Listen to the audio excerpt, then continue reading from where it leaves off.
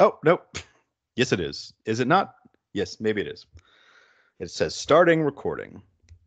Hello, hello to all of you who are watching on YouTube right now and listening to me vamp like an idiot. This is the show. Welcome. Hello, hello, and welcome to the show, the number one podcast for people who love TV shows. Life made me a soldier, but I was born to be a chef. This week on the show, the Hulu original series Future Man. I am one of your hosts. I am Jay Wolf. No, damn it, I got it wrong. I am Corey J. Hart, and I've got my two co-hosts with me, guys. Who I got today? Aaron Wolfhart, or is it Wolf Aaron Hart, or Corey Wolfhart Aaron? See, we had a whole proud Corey Tony Hart. We had a whole pre-show meeting about this, and then I go and and do a total Future Man on it. All right. Well, before we get into Future Man, which I'm very excited to discuss with you two gentlemen, I have a little news, little theory I want to run by you guys, and that is either one of two things. Number one, Hollywood executives are listening to this podcast and using it to inform their story decisions, or you guys can predict the future. I think it might be a bit of both, but what does this theory entail? What are you basing it off of? Two pieces of evidence. I finished Future Men about a week ago, and in the time since, I've been watching some other stuff. And the two of the shows I've been watching are What We Do in the Shadows and Succession. Both of those, watching follow-up seasons to ones that we have covered previously. And unless I've got my timeline all wrong, I think the very last episode we did before this was What We Do in the Shadows, right? Yes. I believe so, yes. So during that episode, I believe I can't remember exactly who it was now. I think it was Tony, but you guys were talking about how one of the things that you wanted from the show and wanted from a subsequent season would be more information on Colin Robinson's backstory. And if anybody's been watching season 3 of What We Do in the Shadows, I'm only about 3 or 4 episodes in, but that has definitely been something that they're raising. They haven't revealed anything yet, but it sounds like they heard you and they're giving you what you want. Now for Succession, a little bit different, but still kind of along the same lines. If I remember right, two of the big criticisms that you guys had of the show was that number one, it was a lot about Kendall, and you just didn't like Kendall. And I can't remember the second one was. Let's just go with that. My first point. So with Succession, season 1 was very much Kendall's story. Season 2, on the other hand, a lot more about Shiv, with Kendall more in the background. So for better or worse, I think Hollywood's listening to us. Well, the question is, though, did they make anyone likable in Succession, or is it all still terrible people? You know what? Thank you, Aaron. You reminded me of my second point. My second point was that there was no comeuppance. There were no chickens coming home to roost. And in season 2 of Succession, there's definitely a lot more roosting chickens. Good. They deserve it. Yeah. So, Hollywood, thank you for listening to us. Today, we will be telling you all about a show that has already finished. That is right. It's a personal favorite of mine, Future Man, Hulu originally aired in 2017, and I don't specifically remember it like ending. I just remember watching it all the way through. So I guess that I watched the first season, forgot about it, came back and watched the second 2 seasons like at the beginning of the pandemic. So the third season came out in April of 2020, so it must have been around then. But my God, so many great performances, so many great moments, lines, quotes. I love this show. Tony, was this a show that you were aware of before the show, or what's your experience with it? I was aware. I feel like when it was, I don't know, in production or just initially came out. I remember hearing about Josh Hutcherson having this show, and I remember him being really proud of it and excited about it. But I literally never watched it, and I don't remember ever hearing anything about it. Really was, I think, to Aaron's premise, just a show that flew under the radar, or was underrated, I think was the term. So I knew of it, that it existed, and I knew who was in it, but I did not know anything about it, or I had not seen it either. Am I imagining this, or was this one of the first like really big Hulu original shows? I think it was like I think that it suffered from the kind of the domino effect.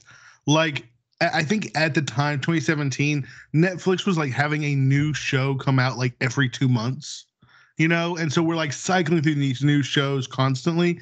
And Hulu is like, this is like our original show. This is like one of our first ones. And they did it, but then I think like right after they had another one and another one and another one. So I think it just kind of got lost obscurity. Like think about like the stuff on Apple TV, like the stuff that launched it. How quick is that stuff going to kind of like disappear into obscurity as more and more stuff accumulates, right? Oh yeah. About the I think we've launched the Mosquito Coast into obscurity with our own efforts. It's true. Good riddance. We're going to create the cult following. But yeah, I think you're right. I think this was a launch kind of their original stuff. I remember being kind of apprehensive and having very low expectations, especially for like production value. Because up until that point, Hulu was just this vehicle for the major networks to stream their programming. So it was where you went to go watch NCIS if you knew how to work a computer, which if you did, you're not watching NCIS.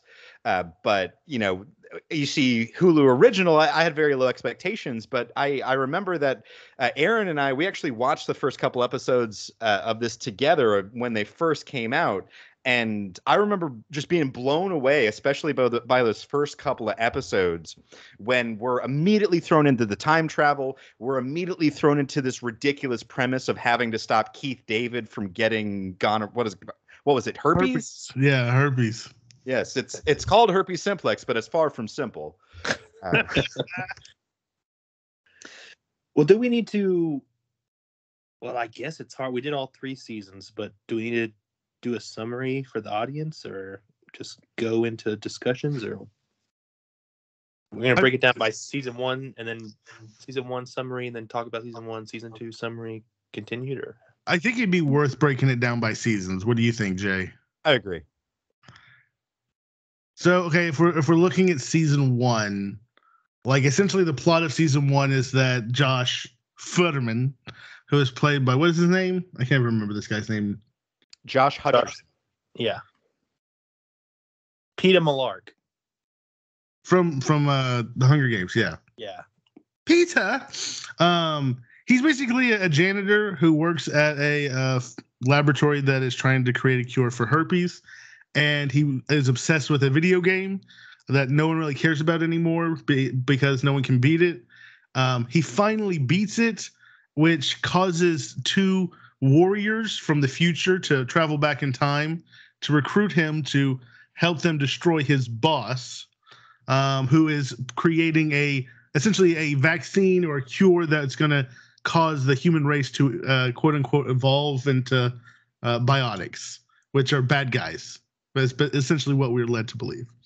And so they go back in time to the 60s, to the night that the boss gets herpes at the night of the moon landing at a dorm party. Shenanigans ensue. They end up interfering and preventing him from getting herpes, go back to the future, end up causing a bunch of ripples, such as leaving a iPhone back in 1969 and causing Apple to become Blapple instead. Amazing, so good. And kind of like it accelerated things in a way. Like it seemed like they made things worse. So they end up trying to blow up the tower. My gosh, it's been a while since I watched the first season, right? The next thing they do is they try and blow up the tower, which there was some moral quandaries over that. Oh yeah, he goes back in time again to try and seduce him and convince him to go off with his gay lover. I forgot about that part of the first season. Right. Yeah, that's when they go to the 80s, and Wolf decides that the 80s are the best time in the history of time and decides to stay. Oh gosh, that dog. I feel so bad for that dog. Basically, yeah, the Warriors. Tiger goes to the 50s, back to whenever Elias Cronish is born. Mm-hmm. And basically you kind of have them separated out for a little while.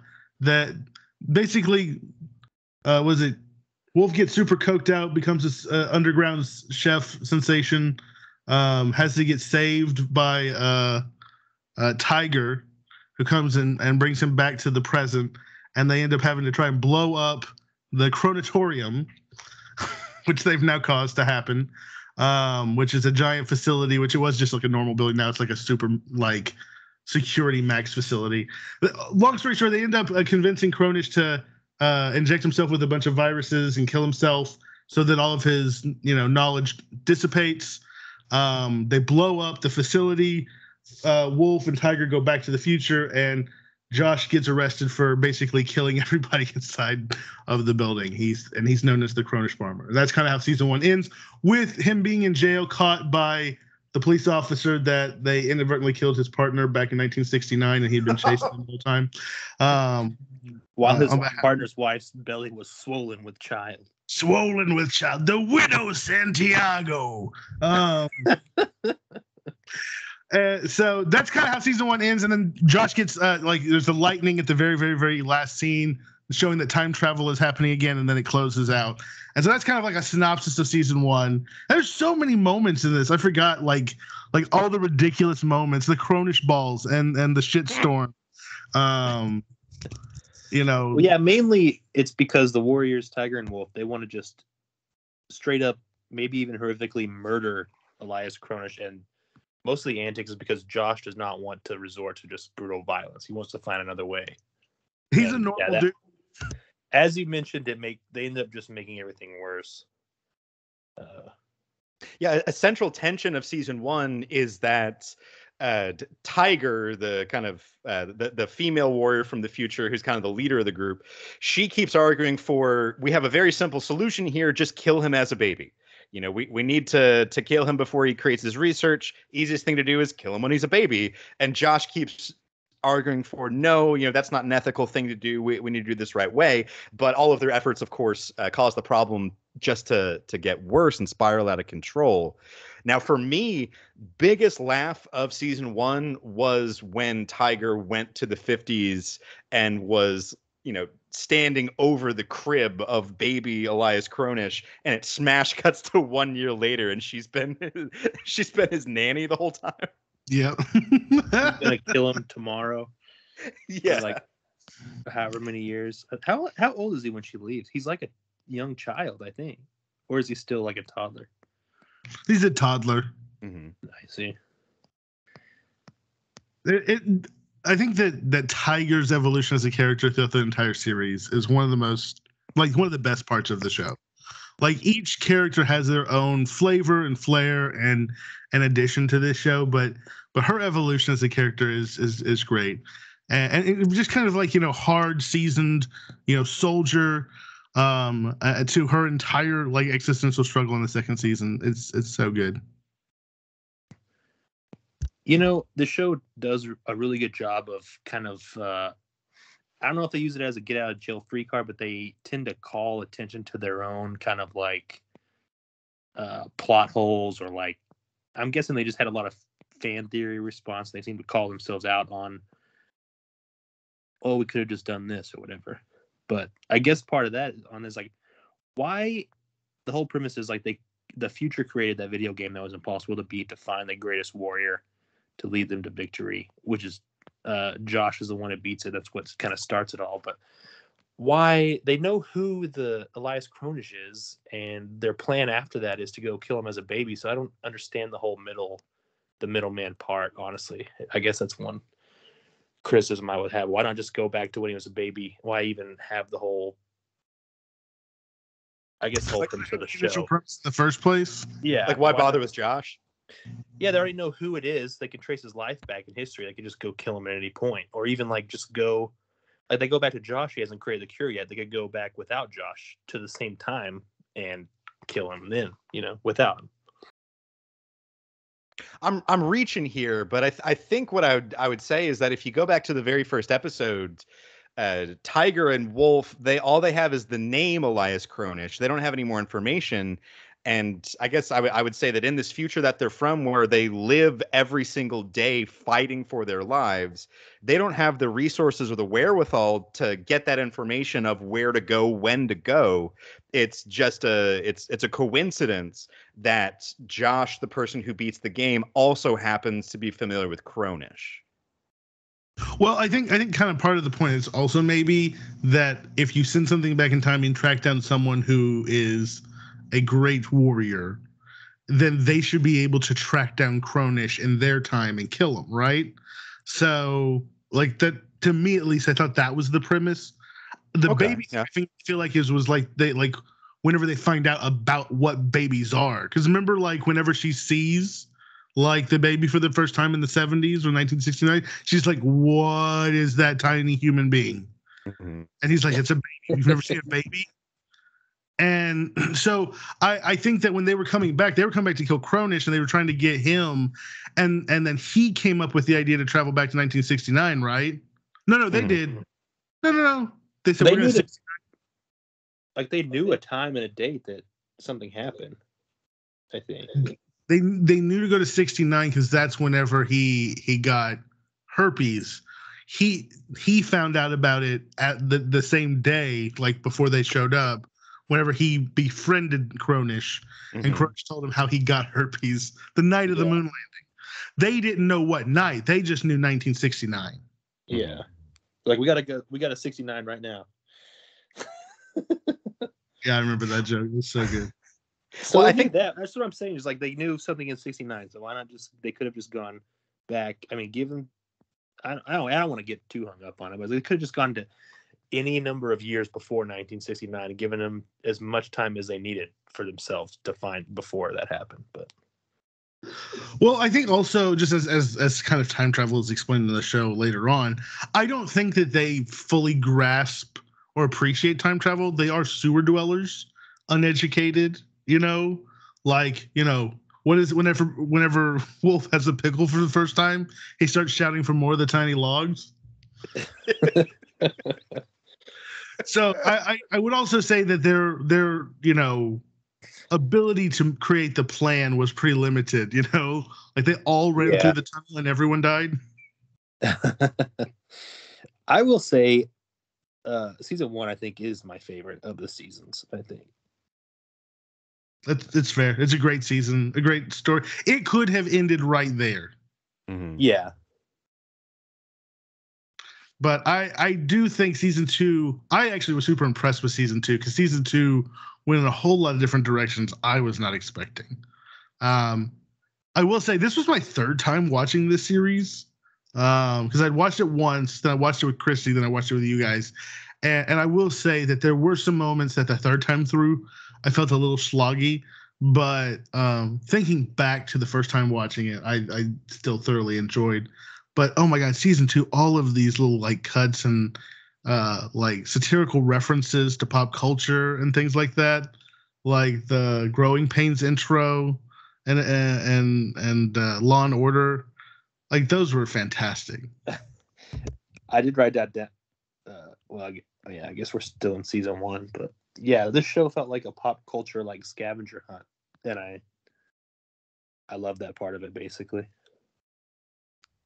Now, I generally like to go on IMDb and read the trivia section about shows I watch, and in this one, under what do they call the part at the end? On the spoiler section. One of the items said something about that there's numerous references to Terminator throughout this show. And I'll admit, I've actually never seen any of the Terminator movies. What? So I got to admit, any Terminator references here were lost on me, and I still enjoyed this show to the nines. Oh, yeah. I don't remember specifically outside of just like a few small references to Terminator, but there were like Tony said, there were so many pop culture references just jam-packed in. I felt like it was a really weird sci-fi satire / like pop culture reference because they jammed in so much, and there was a lot of like jokes about like time travel, sci-fi, things like that most serious sci-fi would probably not go into. Mm-hmm. So Um, is No, I like get sorry, go ahead. I knew I liked the show really straight off the bat because it was very funny from the beginning. But I knew I loved this show when we got to the James Cameron episode, where they spend the whole episode in James Cameron's house in the future, and it's just chock full of references to Titanic and the Abyss and aliens, Avatar. Avatar.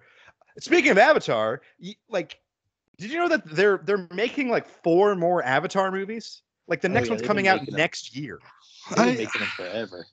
I feel like Avatar is one of the great failures of our times with regards to capitalizing on something.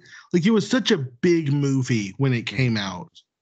Like these movies are coming out like 5, 6, 7 years too late, in my opinion. Like I don't care about Avatar anymore. This is completely unrelated, but I read that the reason why it's taken so long is that up until this point, they did not have the technology to do motion capture underwater. And for whatever reason, James Cameron believes that it is fundamentally necessary for him to film this movie with underwater motion capture. So they've had to work on making that technology work.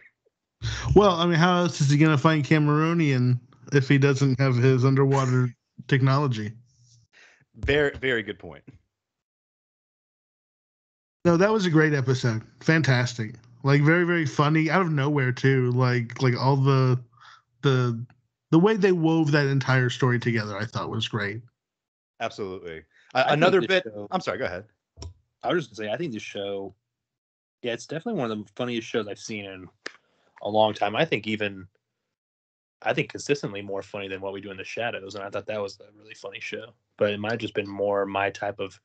This would be a show that like a very specific person would I recommend this show to. Like I've been recommending it out, but I think there's pretty not a narrow, but there's a very focused group that I think would love this show. So, someone who can handle a prosthetic penis or two. I was also gonna say that there's like the penis jokes never failed to make me laugh, and I don't know if it's just like my own immaturity, like it's almost like a fart joke, but I cracked up every time, and I think some of the biggest ones were like related to the switching of the penises. See, some of the shows that I end up liking the most are the ones that win me over, that I might start from a negative place, but then they pull me in. And the dick switching joke is one of those where at first I was like, this is juvenile. I kind of rolled my eyes, but every time it came back, it worked. It worked. It was the shower scene with Juice. Or, in season 2, that's how Wolf's clan recognizes that he's not the real Wolf. Or Torque. Oh my god, I think I literally did laugh out loud. Like it's season 3. I don't want to get too far ahead since we're still in season 1, but like there's a certain character trying to bribe Wolf, and he's trying to bribe him by giving him his penis back, and like that whole 30-second window just like had me laughing so loud. I was in the middle of an airport and I was like chuckling to myself. I'm sure people were starting to look at me funny. Well, one last thing on season 1 for me, Ed Begley Jr. Anytime I see Ed Begley Jr., love him. Wish we could have seen him in season 2 and 3, but I'll take all that I can get. He was excellent in it, like just phenomenal. So was the mom. The mom did a great job. She's in Sergeant Bilko. That's what I remember her from. Yeah, apparently she passed away in between filming and when the show was released. So I think season 1 was dedicated to her memory. I didn't know that. That's sad. I mean, what a show to have dedicated to your memory, but That's true. Yeah, June 2017. Oh. Well, do we want to move on to season 2? No, she was married to John Malkovich. Oh, wow. In 1982 to 88. So not recent, but did not know that. Wow. Sorry. Back to what's not ironic, but different is like, we've been discussing like there is full frontal male nudity and obviously a ton of prosthetic penises, mostly in season 1, I think, but there's not really, I guess it's kind of good. There's like not a lot of female hypersexualization, like a lot of female. I think I just was reminded of the mother in the past when they go back in the past and run to the mother there. I feel like that's the only female nudity that I remember seeing in the whole show. Is I think she goes topless for a little I bit. think that there is one other sequence, maybe when they're charging up, where there might be like a nip slip type thing, because I feel like Christy pointed it out. But yeah, I think you're right. It's not like Good on it's you, not Christy. Thrones. Yeah, it's just kind of cool. I don't like seeing It's when penises in my face, but I it's guess when it's probably nice if you're a female and it's not a bunch of tits and ass everywhere. it's when Torque and what's her name? Not Artemis. Athena. Was it what was her code name in season 2? Achilles? Achilles. Yeah, it was when they were having sex in Stu's brain. Okay. Oh man, what a show! So season 2, who wants to do a synopsis of season 2? I can take this one. All right. So season 2, in contrast to season 1, if I remember right, we actually spend the entire season in one time frame rather than jumping around, which from straight off the bat really impressed me. But in season 2, they're in, I don't remember exactly what year it is, but it's basically the near future. And in this near future, society has basically been divided into the biotechs, who are basically equivalent to the biotics, but a little bit more humanized. They're the ones who have taken the vaccine, the super cure. And then we've got the people who live basically below ground, who are shunned and such. And we spend the season kind of on both sides of this divide, particularly interacting with Haley Joel Osment, who is now a sentient computer program. He's uploaded his consciousness. So for more on that, go back and listen to our previous episode on the Amazon show Upload. That was a real doozy. But I'm losing the thread on exactly what happened in season 2. If somebody can help me out. Big difference between season 1 and season 2. The biotics were forcing the vaccine on the resistance, which is the whole point of the biotic wars, is that Wolf and Tiger were fighting against being vaccinated with the super cure and becoming biotics. In this new future where they blew up Cronish's facility, which they returned back to the year they were from. So that's where I don't remember what year they came from, but this is back in that same time frame. The opposite had happened. There wasn't enough cure, and it was withheld from the majority of people. And there was a war over withholding the vaccine. And then once there was enough vaccine for everyone, they didn't trust the technology and the biotics or biotechs anymore. So there became the new divide between the descendants of those who took the vaccine and those who didn't, which I thought was really funny, just kind of like as a cultural commentary, kind of flipping the script on that was pretty impressive. But yeah, so Wolf gets brought in or taken in by the people who are living in the NAG, the new above ground, which is just a big heaping pile of garbage, basically. And Tiger gets taken in to the biotechs, the Mons, which was basically a training facility because Earth was deteriorating due to climate or global warming, climate change. And so Haley Joel Osment was preparing all the biotechs to travel to Mars, quote unquote, asterisks, because basically life was not going to be sustainable on Earth anymore. And that was kind of like the premise of what was going on, or the setting. While that's going on, Josh has been kidnapped and brought to the future by a splinter cell of biotechs who are trying to overthrow Haley Joel Osment's character Stu, because he's really kind of like a AI cyborg emperor god, and they've recognized this and they think they need to destroy him. And it's being led by the Tiger of that time. Because in this time travel, when you travel, you kind of create a branch in the timeline, right? Like that's kind of the whole premise is they return to their future, but their future didn't exist anymore. It had a new branch had been created, so that's why there was a Torque and Achilles in that timeline that they teleported to. Right. Which doesn't, again, getting back to the holes, why does Josh comes to that specific future then afterwards? But regardless. Or like every time that Wolf left them or anything like that. Speaking of the vaccine, like, wow, it's just like, I remember watching during season 1, which is, that was their resistance, was there's this cure-all vaccine and these people don't want to take it. And it's just like, it felt like prophetic almost, like, because it came out in 2017.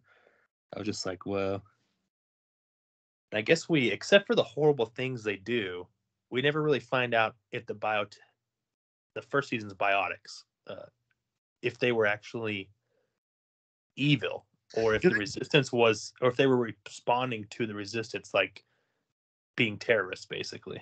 Like, I don't. Yeah, that's never really answered. Like we're left kind of just suspecting that, like what was her name? The girl in season 1 that Josh like had the crush on, who was a biotic. Like she basically is like, we're just normal human beings that took this vaccine so we don't get sick.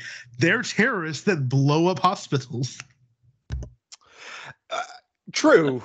But I guess something for me that is a clue, I think, that the biotics are still sinister, is the whole, they have a bomb in their heads that they can that they blow up when they don't want to be taken in. Like what kind of a free democratic society or whatever. Well, put a bomb in your head. Is that only in time travel to avoid fucking up the timeline? Or was that all biotics? I don't know. I can't remember. But like I genuinely thought that was because they were going back in time to chase them. Now, he had a gobulator, so they didn't do a whole lot of time travel before that. So why would you have that? It's a good point. Gobulator. I use that word in a proper sentence. I'm very proud of you. Yeah, sorry, I didn't mean to derail things. I just thought it was like, wow, it's so, like, they would have purposely made the plot line like that if it was made in 2020 or 2021. No, but it does feel like the world. Well, I mean, anti-vaxxers exist in 2017 because I remember arguing with him in the internet. So that is not outside of already what was happening in our pop culture. It's just that everything turned up to 11 in the pandemic era. It did make it a little uncomfortable at times and a little difficult to sympathize with Tiger and Wolf. Just sitting here in 2021 in the situation that we're in. But you can't blame the show or the writers for that. Not at all. No, and again, when they flip it, and Tiger finds out she was a biotic the whole time, and she ends up being the cause of the future biotechs because Stu preserves a piece of her hair. Right. That kind of that starts her existential crisis and her identity crisis in season 2, and trying to figure out who she is. Tyann, that was the daughter's name. Oh God, that voice, that grating voice. That was the worst. That was difficult. Yeah. I think I really fell into like a lull. I think season 1,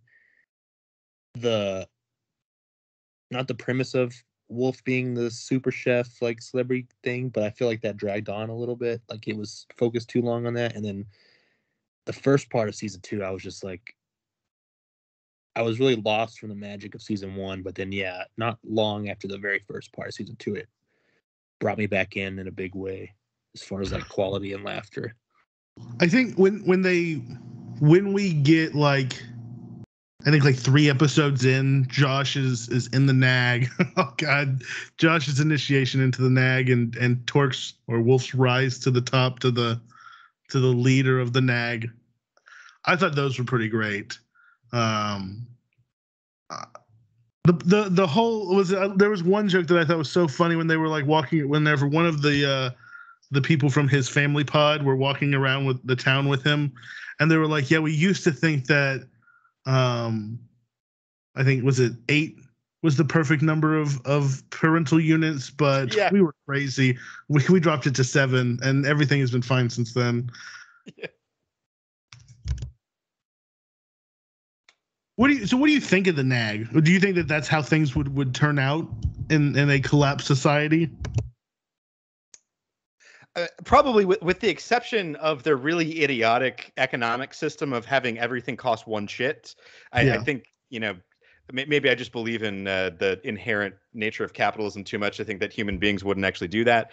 But otherwise, just like these people living in filth on top of filth and just heaping filth on each other. Yeah, kind of. What do you think about Stu's solution to save humanity by basically Amazon's Upload series? I'm pretty sure Amazon just ripped their entire premise out of the season 2 of the show. I mean, like, if he was pure, it would be a good answer, I guess. I like the joke, like, this is his final answer. Oh, final. Oh, yeah. Well, I don't know. To me, I asked that question. I was like, well, if the world is kind of coming to an end, what do you do? I mean, if it's death or uploads, I think I'd choose upload, Yeah, I think so. I think that in that situation, like, what else do you have to lose? You're gonna die either way, type thing. Mm-hmm. Of course, then also the killer robots. That was great. Yeah. Oh, gosh, the people not believing. Did that make anyone else cringe whenever he's like, he's got giant killer robots, and he's like, yeah, right. Like, not believing him. And it's just like, God. I thought the naming conventions in that season was really funny. How each faction, the pointed circle, they were all named after like religious figures, and then down in the nag, it was all like kind of like tools and mechanical things. So meta analysis, and I don't even know if they know this joke, but so Josh gets what's Josh's code name in the pointed circle? Wasn't he Jesus? It's Jesus, right? Yeah. So Jesus is the English translation of the transliteration Iosis, which is the Greek transliteration of Yeshua, which is the Jewish or Hebrew word for Joshua. So the word name Jesus is a mistranslation of the name Joshua in Hebrew, short form to Josh, and translated all the way into English through 3 languages. And I just thought that was really interesting that his name is Josh and he gets the name Jesus, because that's really what Jesus means in Hebrew. It wouldn't I wouldn't put it past them that was intentional. I think that this is a very smart show that like tricks you with some dumb humor at times. I would agree with that. It has phenomenal writing. Mm-hmm. Like, there's actually some, if it wasn't always kind of so lighthearted and comedic in nature, there was actually some really profound and like kind of loving quotes. Like, I think Wolf/Torque in season 2 has a really nice goodbye to his daughter Lugnut, and I was like, oh, this is actually like a really sweet, well-written scene kind of in the middle of a mostly silly show. But I feel like there's a lot of, when they were serious, I feel like it was just as well written as when it was comedic. No, 100% agree. And the actually what the example you gave about Wolf, I actually had that in mind myself when I was watching the show, like watching him grow to become a parent in that season, when prior he was just the bomb guy, then he was the chef guy, but watching him grow to love that child really kind of made me start to think about what great performances these actors were giving. Well, I also thought that what was interesting is how the different people reacted to the different scenarios. Like, Wolf could literally adapt to anything. His ability to survive in any timeline, in any scenario, was amazing, right? Whereas Josh, had quite a few problems throughout the entire thing. Tiger like gets bored, and wants to figure out something to do. He gets tired something to murder. Something to murder, yeah. I think she was too conditioned in fighting. But I don't know. Season 2, they go into a lot of individual character development when they're separated. They do a lot of what I just consider great social commentary and, sci-fi satire references. I couldn't stop singing the Growing Pains intro for like a week after that episode. But when they're brushing their teeth and they're like going down the line, each one brushing their teeth with the same toothbrush, like on the wall, and like, oh God, it's so funny. But I do feel that season, even though it does trudge, and I agree with Tony, like there's just some moments where it's just kind of like, all right, like this feels a bit trudgy. But there's so much character development in that season that I feel really builds us into season 3 and makes season 3's payout really top notch. So I don't know about y'all, but that's at least how I feel. I guess season 2 ends with essentially the three of them getting back together, realizing that Stu's terrible and is basically going to kill everyone and upload their consciousness and rule them with an iron digital fist, and that the Nag is going to invade the Mons at the same time. So they're going to try and stop that. And their initial plan, right, was to have Josh eat some peanuts so that he gets all like allergic reaction so that the facial recognition software wouldn't see him. And because Stu had a glitch in his code, because he was afraid of Josh, if Josh uploaded himself and sacrificed himself, then it would kill Stu, saving humanity, basically. But then they end up, not doing that, and trying to, I can't remember exactly what happened, but I remember they go back in time again. Josh or Juice is arguing with the other guy with the J name, J1, the other J1, like the black kid that's supposed to be the first kid on Mars. The kid. And because he's arguing with him, Stu notices him and he realizes this is Josh. And then he's like, why? What is going on? And he self-diagnoses that Josh is his glitch. And then shuts down to patch himself, like basically remove the last shred of humanity, like delete his humanity so that he'll be patched and fix it.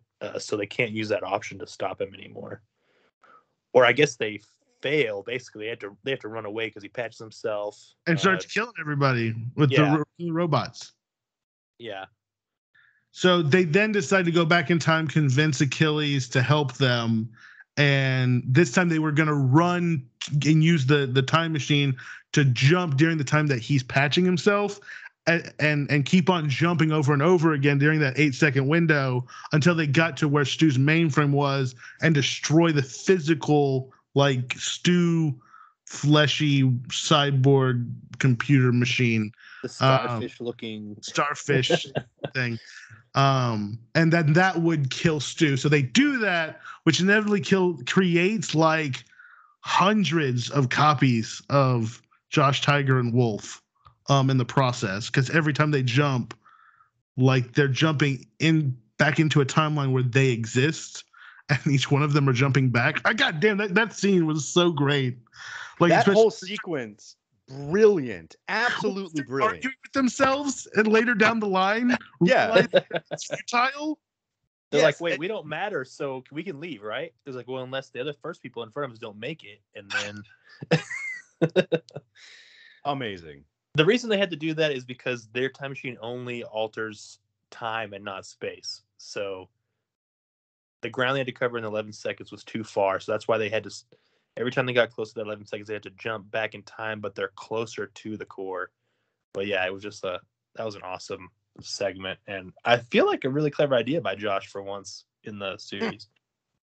Well, a clever idea that I also think kind of sets us up for season 3 and all the ridiculous zany things that happen there. But so they get there, they kill Stu, they essentially save the day. But then, like, future cops show up, right?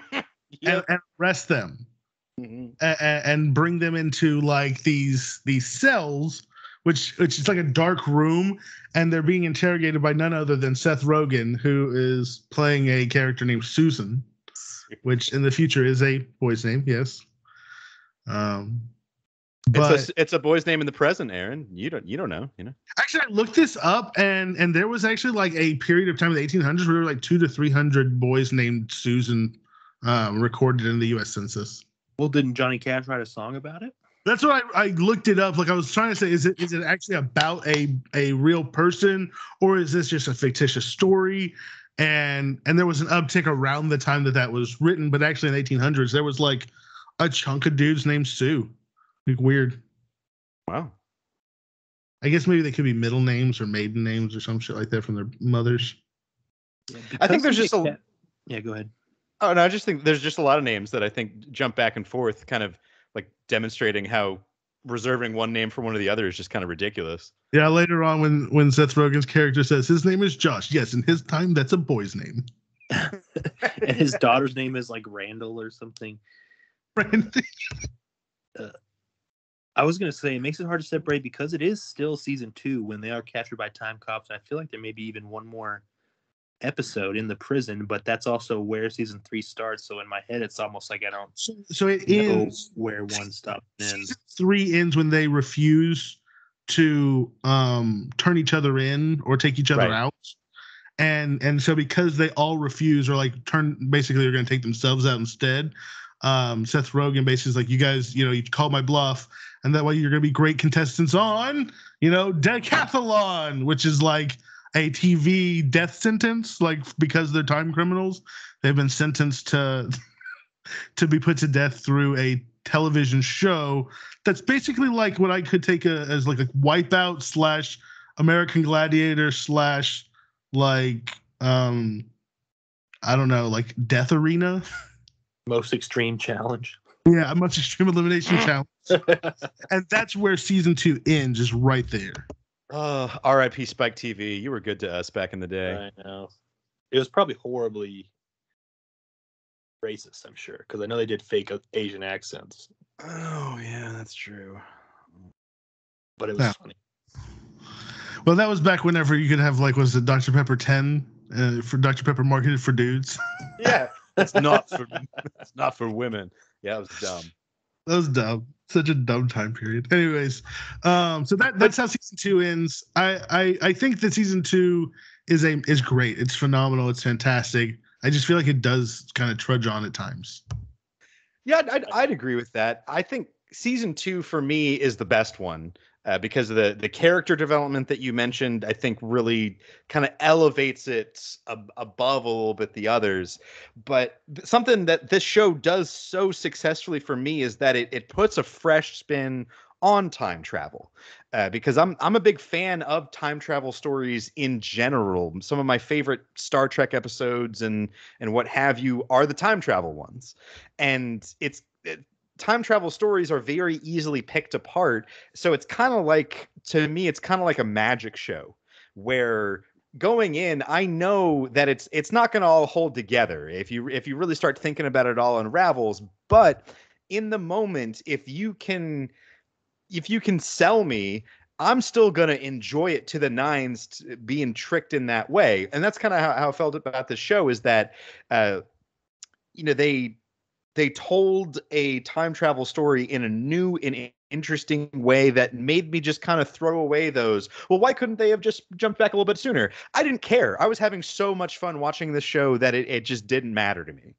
The journey was worth it. Like it was fun along the way. I completely agree. And then that whole sequence with the jumping 8 seconds each time, I've never seen that done before, and I thought the way they did it, they nailed it. I thought it was interesting that in a weird way, like each variant of Josh that was created almost felt like multiplicity, like had a slightly different variant to his personality. If that made any sense. Like we have like J1, but like even like whenever he's dealing with like the J28, who's like been clearly tortured, like is he the same Josh, or is there a slight change due to the time travel? You know what I mean? Like, is it infinite universe where each one is like a parallel with a slight change, or is it just like spit and image identical? I don't know. I feel like J1 or our Josh that we actually follow in the show was like the best version of himself. Like all the other traps that the other Joshes fell into, like the God complex. Like, I mean, he had it, but I don't think he had it as much. And like, I feel like he accepted and tried to grow, where like none of these other like throwaway Joshes did. Well, except for one who decided to try and convince Bin Laden to not do bad things. Yeah. Oh man, can we talk about season 3 so we can talk about time travel Bin Laden? So yeah, so that's the end of season 2. So season 3 is the season of the decathlon, where Josh, Tiger, and Wolf are competing in a very dangerous competition. We don't actually see what happens because every time it starts, Josh immediately gets impaled with some type of object, and is taken out of the game. And then we see him like recovering in some type of giant vat of goo. And while he's in the goo, he starts hearing a voice kind of talking to him. And he can't decide if he's going crazy or if he's having a religious experience. But as each time that they participate in the decathlon, Susan, played by Seth Rogen, is wiping Tiger and Wolf's memory. So it's like the first time each time, whereas Josh remembers everything that has happened all the way through. Slowly, the voice earns Josh's respect, or I guess trust, teaches him how to escape from the decathlon, and he basically breaks Wolf and Tiger and himself out of the decathlon. And I think, do they escape first to, was it medieval times? I think it was like colonial Quebec, right? No, that was towards the end. That was towards the end. I remember they go to France. It's like old France or something. It was like a monastery, right? Because they make a sandwich or something, and that's how they make a sandwich. And then they go to Japan. Oh yeah. And Wolf kills like a famous samurai, and the entire bloodline of Japanese like warriors is erased. And then they end up in Russia. And I love that sequence whenever they end up there. And Josh is like, I'm not quite sure when we are, but I know we're in Kansas. And then the text pops up on the screen like, Russia, World War I.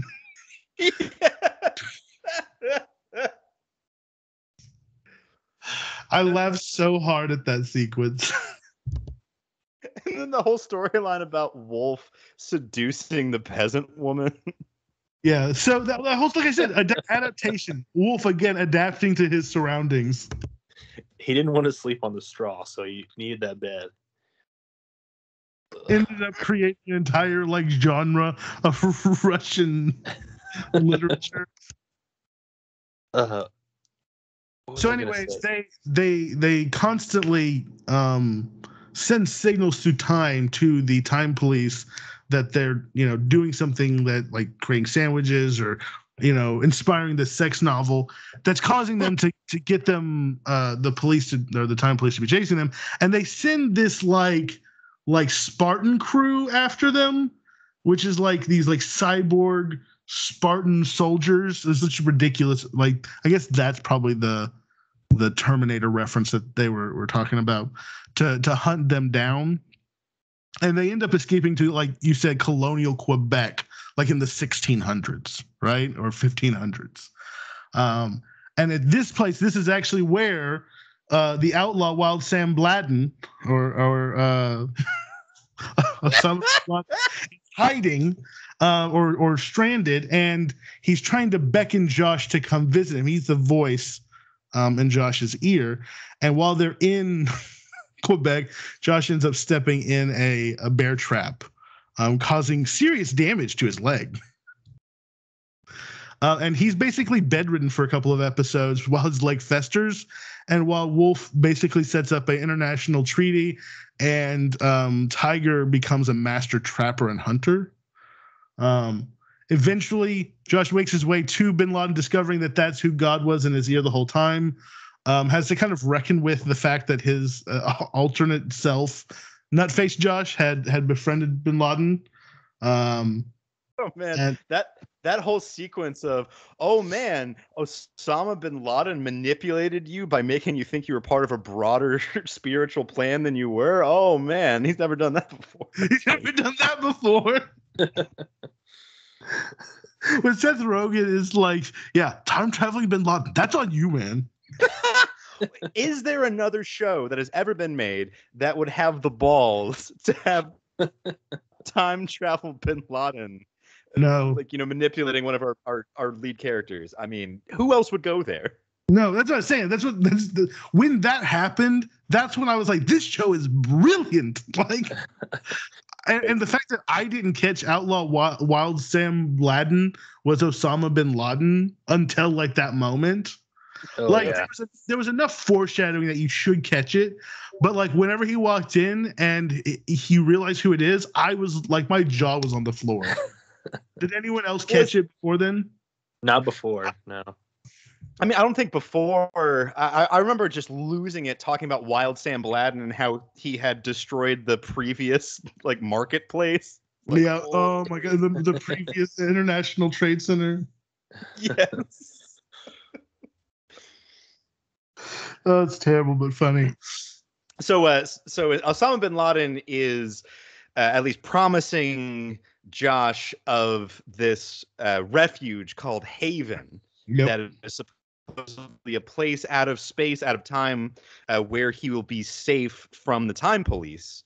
And we're at first we're not sure if it's real or not, and eventually they get transported to where they think is Haven. Seth Rogen shows up and basically catches him, right. And inadvertently they kill Osama bin Laden with a stray bullet. And Seth Rogen essentially offers to our trio, to Josh, Tiger, and Wolf, that if they will help him track down Haven, because it's like a rogue time, fugitive zone, that he will essentially set everything back to normal, put them where they want to be, and essentially absolve them of all their crimes. And so they're like, okay, we'll do that. And he gives them these little cubes, little boxes, and they get teleported to or taken to Iowa, right? Like yes. 1999. Right. Eve of Y2K, and they're at Iowa State University. Exactly. All right, continue. Sorry. Which this is actually something Tony and I talked about off the air. Aaron, did you get the reference when they arrive there and they say, "Is this Haven?" No, it's Iowa State University. Like, was that a reference? I didn't catch that as a reference. So that's Field of Dreams, because it's when the ghost baseball players come out and they're like, "Is this heaven?" And Kevin Costner says, "No, this is Iowa." That's good. So again, pop culture references. I've never actually watched that movie. Yeah, and just the choice of Iowa State University I thought was very funny, because it's like, you think you're going to end up in heaven, but you end up in somewhere incredibly mundane. Where is that mundane place going to be? I think Iowa State University is a great choice. Absolutely. No, and so they're looking for a door to Haven, right? Right. And I don't remember how they get there. Somebody help me out here. So what happens is they're looking around, they're seeing like some different things happening. They see like some people dressed up like the Matrix, and it's actually just a Matrix party that they crash. They thought it was something to do with that. But then they start noticing like all these cables running from like all the different dorm rooms to one central location, and it's running to this one like nerd's dorm room, and he's like got all the cables hooked into his computer, and he's also just happens to be like cooking a sausage on a George Foreman grill.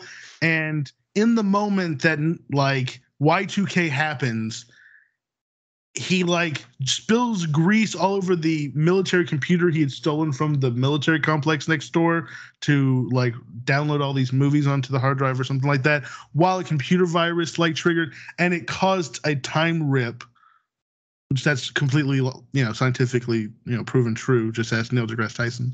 Mm-hmm. And created Haven, which is this time outside of time, or place outside of time, where he was stuck. And Josh goes there with Tiger and Wolf, goes through the time door with him on this eve.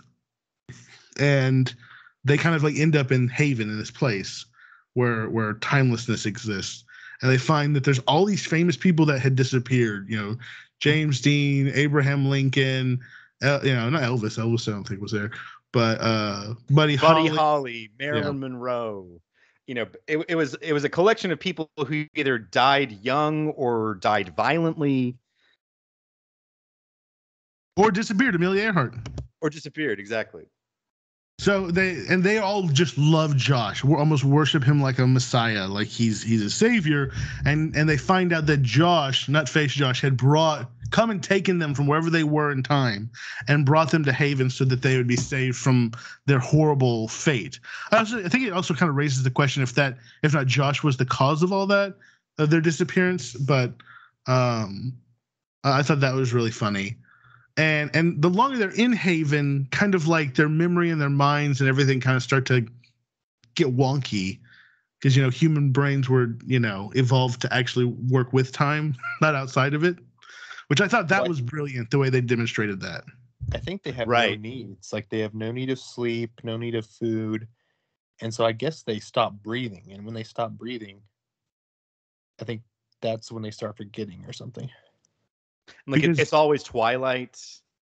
Like, it's always the perfect time to take pictures. But also things are off. Like, was it in this sequence, Tiger becomes very focused on her inner self and finding her inner peace, her inner balance. Wolf kind of is flipped into a reverse situation. Whereas everywhere he's gone up to this point, he was kind of the bee's knees. Everyone loved him. He fit into every situation. He was able to adapt. It seemed that in Haven, he really wasn't able to. Mm-hmm. And he was kind of forced into kind of like the weakling position where he was weak and vulnerable and insignificant. And Josh is then thrust into kind of like the more like leadership, desired role. But Josh is kind of being taken advantage of, even though he's admired, it seems that everyone's kind of just like passing him around. Like, I think what did Wolf call him, the town bike? Yeah, that was a weird moment. I guess some things we learned at the beginning of the season or end of season 2 is that like because I just want to kind of recap it, just summarize, but like their little jump back in time 10 seconds fiasco created a massive tear in space-time and like wiped out all of the other intelligent life in the universe. Like trillions of people is the reason that they're like in time prison. And so they kind of have to wrestle with that. And then also we find out before they go to Haven that initial like rip on Y2K, or the creation of Haven, is what allowed time travel to be possible. So if they stop that, that's what will wipe out all of their time travel shenanigans and stuff like that too. So I just kind of want to mention that. For sure, no, it's a major plot point of season 3. Essentially, that you find out that Haven is the cause of time travel, that the TTD and everything that's happened subsequent to that was only made possible through this tear in time, and that all the times that Josh went through and brought people to Haven, he was actually making things worse, causing what was it, the big sink, or the big suck, where all the timelines are eventually going to converge and collapsing on each other, which sets up our climax where our heroes have to save not just the world but all of time and space. Yep. So essentially they have to close Haven. They have to close the door and prevent it from being opened in order to save everything, right? But that kind of creates the conundrum, is that if they do that, it stops all time travel and they're stuck in like 1999. Mm-hmm. So Josh doesn't want to do that. He wants to go back to his own time, and he kind of negotiates a deal where he gets to go back and get his brain wiped and just be with his parents and forget any of this ever happened. But ultimately he decides that that's not right, that he's got to see it through to the end. And they proceed to prevent Big Time from opening the door and stopping time travel from happening. and preventing the massive amounts of deaths and all the things that happen, but stranding all of them, including Susan and his family, in 1999. Now, not to nitpick, but this final sequence at Iowa State with big time, I think the execution of that sequence was a little poor. In that this show had actually done a pretty good job up until this point of when they time traveled, especially to the past, of convincing me that they were in the past, having the right set dressing around. But this final sequence in 1999, a few things kind of killed it for me. And the first one that jumped out was the logo on the sweatshirt that Big Time wears. And I understand this is a huge nitpick, but the Iowa State logo on that sweatshirt didn't exist until 2008. And it bugged me. It bugged me that that kind of detail they would let go. And then the fact that he's wearing a hoodie to begin with, I also started to think about. And maybe I'm off here, but I don't really remember people, wearing that classic hooded sweatshirt in 1999. I'm sure it existed. I'm sure people did, but it didn't really seem to proliferate until at least 5 or so years later. Do you guys really remember people wearing that classic hooded sweatshirt without the zipper with the front pocket back in 1999? I don't specifically remember that. I've 10, always had those. So I guess I remember when I was about 10 years old at that time, I would wear the ones that had the zipper up the front. Those are very popular, but the ones without the zipper, I don't really remember getting those until like high school. Which is a little later on. But something else that also took me out was that the way they portrayed the dorm, because, they're going down the hallway of Big Time's dorm because they got to find what room he's in. And go back and watch that sequence. It's so obvious that they're in like a fancy hotel because the doors are all nice. The room numbers are all these nice fonts. There's not a dorm in the world that looks like that. I didn't specifically know any of those things, so they didn't stand out to me, but I mean, fair enough. Now, on the other hand, the epilogue to the show belongs in the Epilogue Hall of Fame here. Hall of Fame. I died. I literally died, had to be resurrected whenever that sequence took place. Amazing. You mean the credits roll scene? Yeah, the fade out to based on a true story. Yeah. That was very well done. Like making fun of Hollywood whitewashing all the roles, and then having the real Josh Futterman showing Josh Hutcherson how to mop a floor. It was so good because that has been such a huge topic, and that's what I was saying. Like, I don't understand why this show didn't make more of a splash. Like, there was tons of pop culture references, tons of social commentary, tons of laughs. Like, it was adult humor, but it was, well done. It was time travel. It was sci-fi. I don't know. It was Swiss Army show, and it just didn't make waves. It was great. I wish I would have watched it when it was new. I think maybe even with the pandemic, like maybe I even liked it more. Like maybe the times we live in made me like it even more. But yeah, I'm surprised it never came up on the Tony radar. Well, I wonder if maybe we're just in a kind of a temporal sweet spot of people who are going to like this show, because there's a huge amount of Superbad DNA in the show, owing to the fact that it's, created, executive produced, and a lot of times written by Seth Rogen and Evan Goldberg, who are the guys behind Superbad. Yeah. And like for me, Superbad came out when I was 18 years old, and 100% did I understand like everything that was going on in that movie was just 2.5 hours living inside the mind of an 18-year-old. It really resonated with me in the moment. Yeah.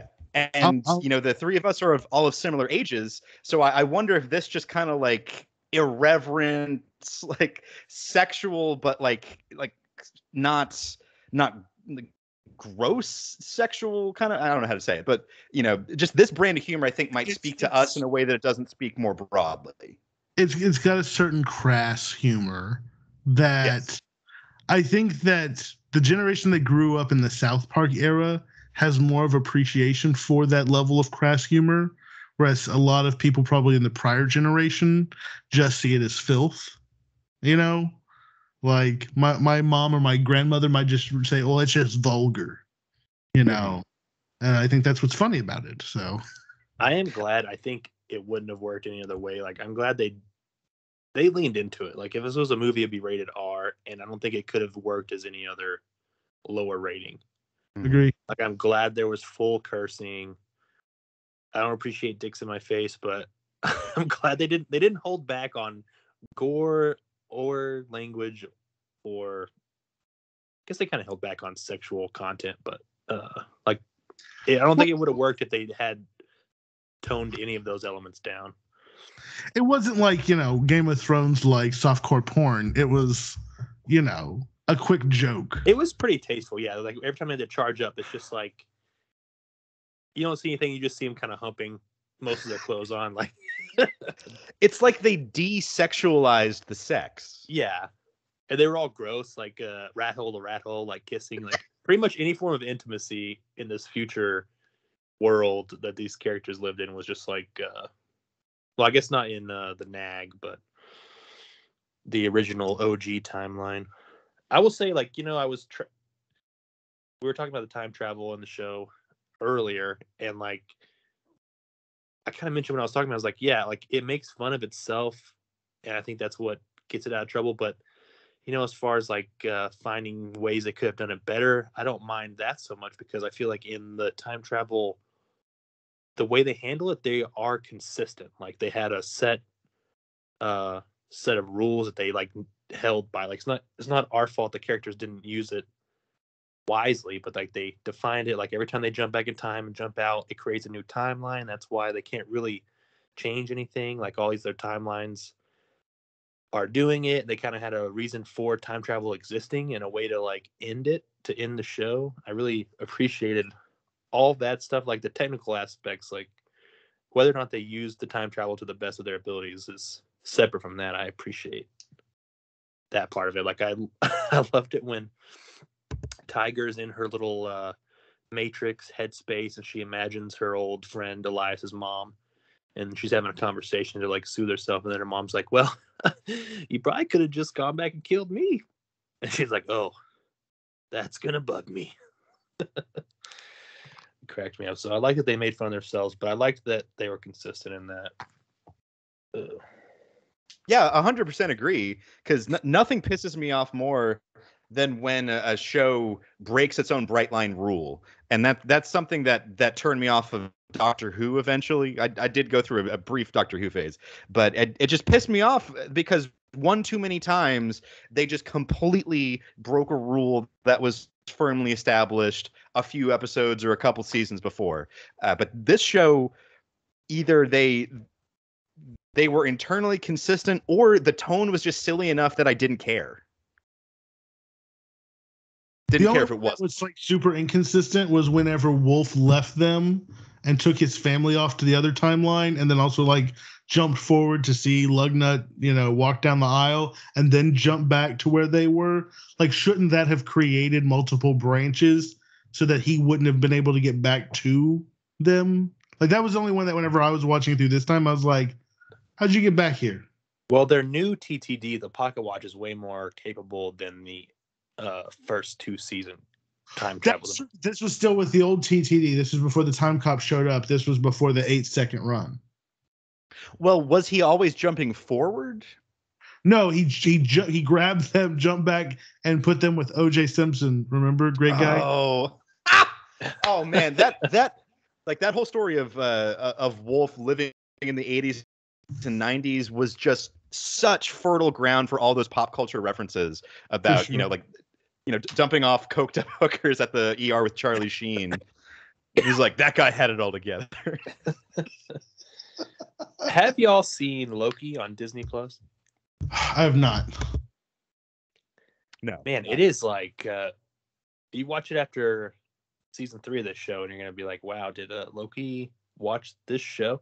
Because that's like the whole premise is there is a time travel authority. Like finding variants, and it reminded me a lot of when they're jumping around time trying to hide, but the little things give them away. That's kind of what is a large premise of that Loki show, which is a really good show. I'd recommend that too. But maybe if you really enjoy the Marvel movies and shows, maybe don't watch Loki would be my advice. But I was just going to mention that, like, it's very like that whole premise is like almost a very, very eerily similar to Loki, which just came out. Was it earlier this year, I think? So I wonder if they lifted that too. Like, it could, yeah, this show's just really ahead of the curve in a lot of ways. I really liked it. One thing I wrote down that I wanted to say just before I forgot is, like, you mentioned the Law and Order stuff. It's like, I can't believe is it Iggy Azalea or Cardi B that they replaced with the little Law and Order dum dum, but they replaced it boom boom boom. Like, I think it's an Iggy Azalea song. That cracked me up every time they did a scene change on that episode. I did not know that. I didn't even catch that. That's funny. You did it? Oh no, it was cracking me up. I'll try to find the song and send it to the group. But yeah, rant over. Sorry, I'm done talking.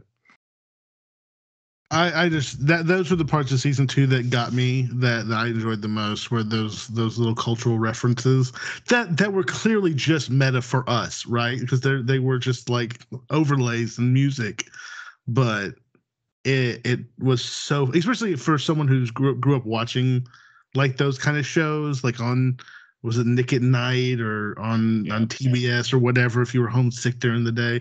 Like, it's just funny. Because I didn't ever actually watch Law and Order, but I know enough about it from seeing it on TV. They also thanked Dick Wolf for it, so they got permission too. I remember that at the end of the episode. It's true. Oh man. Well, shall we rate the show? Yeah, I think it's time to rate. Well, Aaron, this was your baby, so I'm gonna let you take the lead here.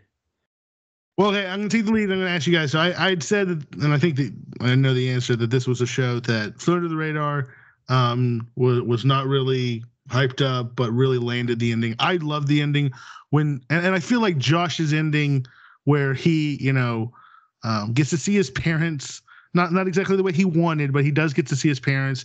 It's not a pretty pink bow ending, which I also liked. Like, it was a good ending. Them saving the day, but not everything was tied up perfectly. I thought that was great. Tiger kind of finding herself and eternity in Haven, and kind of evolving as a character and understanding a little bit more about herself, I thought was great. And then Wolf kind of going from being like this strong, powerful character who's adaptable to then very, very weak, and realizing that the weak need protection, and his school for nerds, or whatever it was at the end. I thought it was great. My nerds! Nerds! And so I'm going to give this show, this is going to be my highest probably that I've ever given. I'm going to give it a 9.5 overall, because I love this show. It was funny. It was fun. It was entertaining. It was interesting. It was everything that I could want out of a show. It doesn't get a perfect 10 because there are some trudgy points that I just was like, okay, come on, let's get going. But this hits all this stuff. Like Jay said, this felt almost tailor-made for me on some levels. So I passed the mic to the side. It was at 9.5 time traveling Bin Ladens out of 10. 9.5 time traveling Bin Ladens from Aaron. Now, did you want to give a pre-recording score, or do you want to stick with the 9.5? I think for me, it kind of stinks because I've already seen this show multiple times before we even started, so I can't really have one. But I would like to hear just kind of like, if you guys, how'd y'all feel about the ending? Like, did it land it? Was it just a meh? Really, what did y'all think? I think Tony, I'll let you go. It was going to be hard to end it. I think it was like the very, very end. I think it was satisfying enough. I wasn't like super amazed with the very, very ending. I liked the show as a whole, and like y'all mentioned, the little credits roll based on a true story stuff. That was like a peak ending. As far as where they ended up, I did enjoy it, but it wasn't mind blowing as far as the very, very end. But they wrapped it up nicely, and everyone was in their proper places, which is more than I could say for the majority of shows on how they wrap things up. Yeah, I'd agree with that. I liked that, you know, everybody got their ending, but not necessarily the ending that they thought they were going to get or the one they wanted. Uh, you know, like you said about Josh being able to go home, but it's not really the home he expected. I thought that they, you know, I would agree they landed it. I think they really did. And to give my score here, this was a show that I enjoyed tremendously. There were some times where it lagged and I found myself a little too attracted to my phone, and I got to be honest, I missed a few plot points here, which thankfully Aaron was able to fill me in on. For example, I missed when they revealed that Tiger was a biotech, and just kind of had to pick that up from context clues later on. But anyway, great show. I would say in previous episodes on other shows, I've kind of given a two-step litmus test of a show of, is it a good show and would I recommend it to people? And for this show, both of them 100% yes. Great show. I would 100% recommend it to most people. You know, I wouldn't tell my mom to watch it, but enjoyed it a lot. And this show is a 9 out of 10. Solid 9 out of 10. 9 out of 10 what, though? Time traveling bin Ladens. Thank you very much. There it is. There it is. I guess it's my turn. I'll give my pre. I was like a 8.5, I think, just because like I really felt those. I think you call them trudgy moments. Like some of those moments hit hard, but like the highs are so high, like maybe higher than a show that I've watched in a long time. And I think it is. I'm just the target demographic. Kind of y'all alluded to. It's just like sci-fi comedy, crazy pop culture references, great cast, great performances. So I think just for me, it was a great show. So I'm going to raise it up to a 9. And if you're like me or us, apparently, I think you'll love the show like we did. And definitely, I think, yeah, give it all 3 seasons. I think there's 13 season 1, 13 season 2, and then 8 for the final season. So not a horrible time commitment. They're 30-minute episodes, but yeah, I love the show. It really lived up to the hype, Aaron. It lived up to that. Good. That makes me feel good. All right, so we got a 9.5 from Aaron, and then 9s from both me and Tony, giving us a average score of 9.166, repeating. Which, gentlemen, we have a new show atop the leaderboard. Excellent. Edging out Righteous Gemstones by just about 0.1 of a point. I'd say that's fair. I'd say this is a great show and deserves all the praise heaped onto it. I think that it definitely is on the caliber of Righteous Gemstones. Like this is what I keep saying, is that like this is an HBO quality show. This was premium television that nobody watched. Now, I will say, if Righteous Gemstones makes 2 more seasons and each of those seasons reinvents itself and continues to be good at the same level, similar to the way that Future Man would, I think I would expect that body of work to rise above Future Man here. No disrespect to Future Man, but I think that's just maybe how highly I think of Righteous Gemstones. No, completely agree. I think that's one thing that Future Man also benefits from. It's a complete story that's told and done. Yeah. So, you know, hearing you say that, it's like this show is ambitious. Like it goes for it. Mm-hmm. And there's some high concept stuff that really could have derailed it. Like I said, I think it kind of derailed it at the beginning of season 2, but like you said, there's so much character development. I think those first 2 or 3 episodes were necessary to kind of build the new world that we're basically in a whole new world from season 1. So yeah, I appreciate the ambitiousness of it's continuous, but it's almost even an anthology almost. Mm-hmm. The plots are so different and the characters are the same. There's a common thread, but it really is like 3 different stories. Well, shall we consult the Wheel of Randomonium and find out what we're watching next time? Absolutely. Let's see if I can get this to share screen. So for when I was thinking about what show I'd like to nominate for this next time around, I very much had in mind the way that Aaron had described Future Man. He said this is a show that I think is underrated, underwatched. It's completed its full run and it nails the ending. And to satisfy those criteria, I really thought of this show called People Just Do Nothing. It's a mockumentary on Netflix, and it is fantastic. So I'm rooting for that one. Tony, what you got for this week or this month? My nomination is The Witcher on Netflix. I have seen it, but season 2 should be coming out soon. I want to give it a rewatch. If you don't know, it's based on a popular book series. It's more of like a dark fantasy. There's monsters, magic, kind of like I'm not going to say Lord of the Rings, but the show came out after the game too, correct?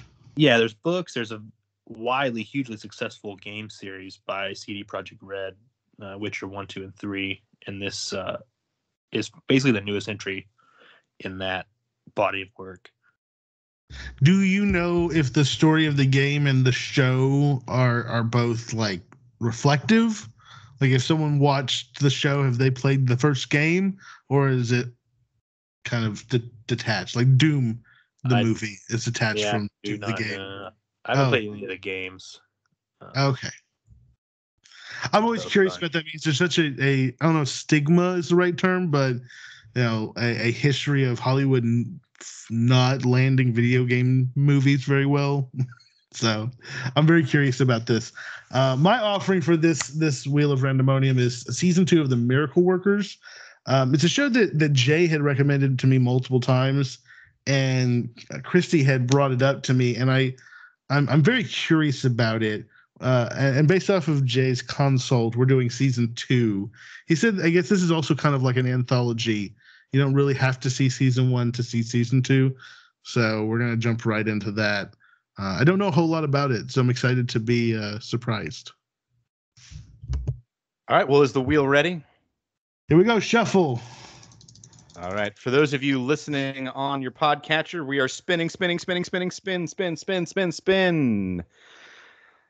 And it is Miracle Workers. Congratulations. Hey. Your reward is you don't get to pick next time. I have been officially absolved of picking from the next round. So one of you two next time, no matter what. I like those odds. All right, so season 2 of The Miracle Worker on HBO Max. This is interesting. I'm excited to see what it has in store for us. Maybe it'll intrigue us into watching additional seasons. Is there a season 3 or is it coming out? Season 3 is out and has finished. It's not available on HBO Max yet, but if you want to watch it, I can I can hook you up. All right, sounds good. All right, well, you've been listening to The Show. I am Corey J. Hart. You can find me online at jsuesponte. My co-host over here, Corey Aaron Hart. You can find him at Tenacious Aaron. Corey Tony Hart across the way. You can find him. Where can find you, Tony? At T-Penquite. At T-Penquite. Find us out there on the internet at The Show Pod. You can email us at the Show TV podcast at gmail.com. Find our YouTube channel if you're not watching it right now. It's Mandamus Radio. You can also find other content out there. Tell a friend, tell a neighbor, tell everybody you know about the show because we love making it and we make it for both us and all of you. So I'm very excited for Miracle Workers next time. Gentlemen, it's been a lot of fun. Salutations, Internet. Au revoir.